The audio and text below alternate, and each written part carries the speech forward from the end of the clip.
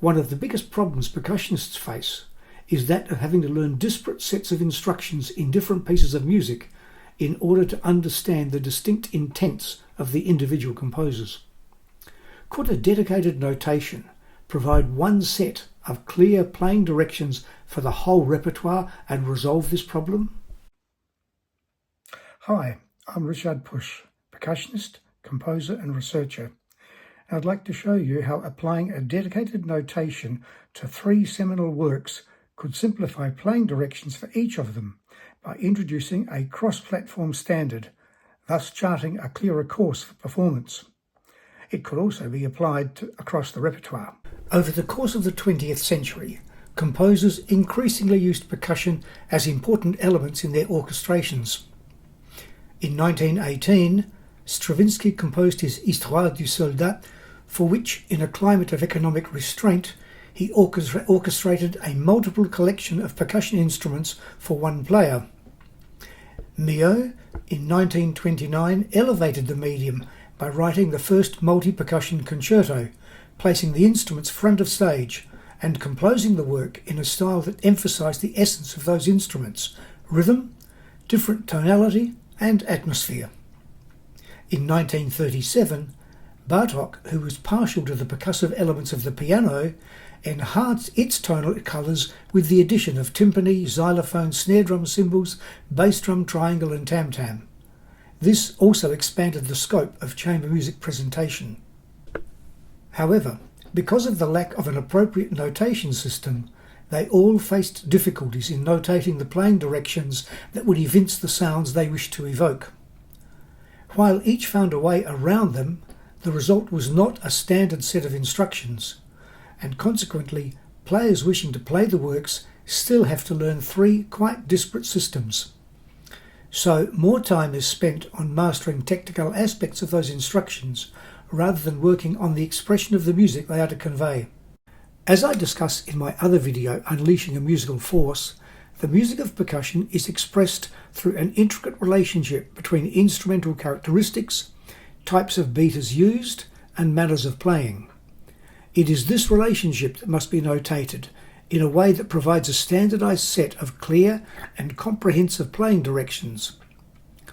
It must also be recognized that the instrument names in fact refer to concepts of those sound types which exist in 4 conceptual typologies of membranophones, metal and wood idiophones, and frictophones.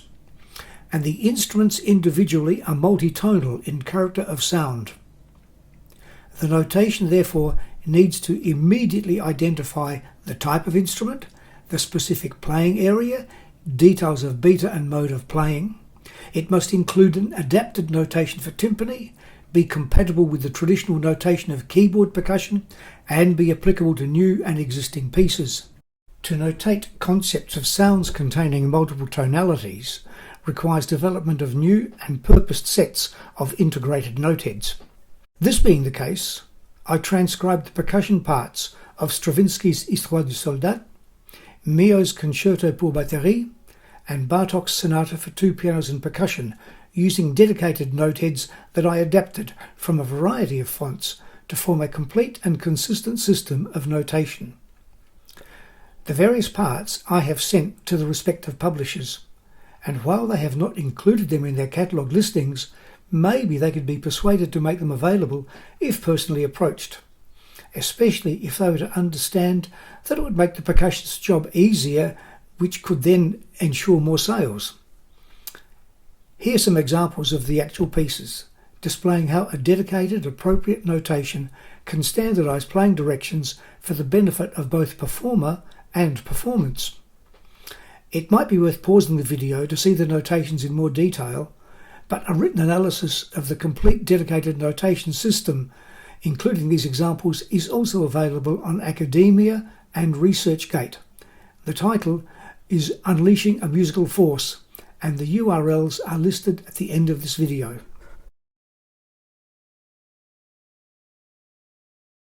In Milhaud's Concerto pour batterie, the original notation used up to 5 staves in each system, and each system lists only those instruments that are to be played within it.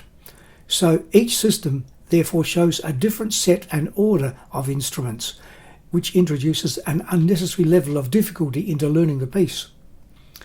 Every instrument, moreover, was only given one line, reflecting the thinking that each one would only produce one sound, and he grouped the instruments into various stave collections.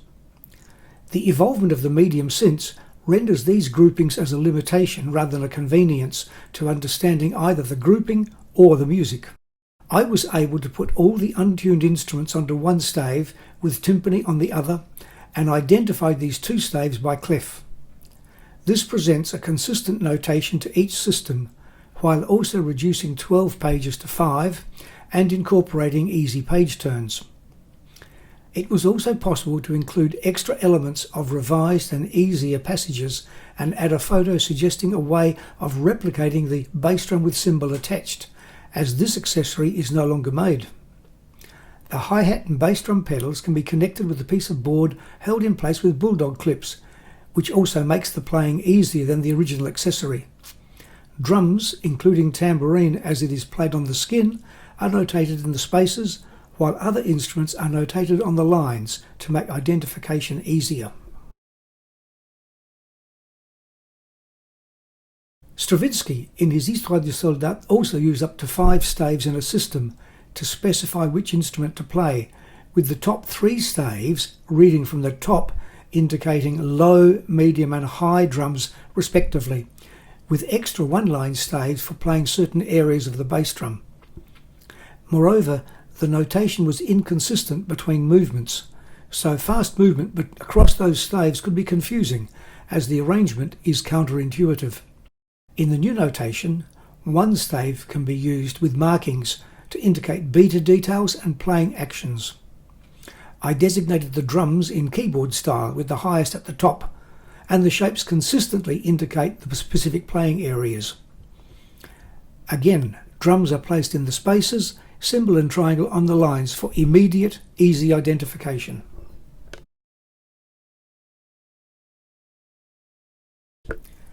In his sonata for 2 pianos and percussion, Bartók was very particular about the sounds he wanted from the percussion instruments. So, he had written instructions in the score as to which instruments were to be played, their areas of stroke placement, which beater to use and how. This entails having to read those details very quickly or memorize them. By using integrated note heads, these instructions are incorporated into the new notation, which means you don't need to write details of playing area or manner of playing as well. The logical consistency of the markings also makes reading the part easier. I also did a comparison of the two notation systems, traditional and my own, in my own suite for snare. The pieces are published by the Australian Music Centre, but only in the new notation. But if anyone is interested to compare the notation systems and do an analysis, I can send copies to them. The 4 movements of the piece present various ways of playing the drum. After M, the opening movement is a tribute to Darius Milhaud and Michael Colgrass, quoting Milhaud's concerto in the opening statement and playing on different areas of the drum as Colgrass did in his 6 solos after studying with Milhaud. The second movement poses the question, and if we have no sticks? Before delving into using fingers and fingernails to show some unorthodox techniques.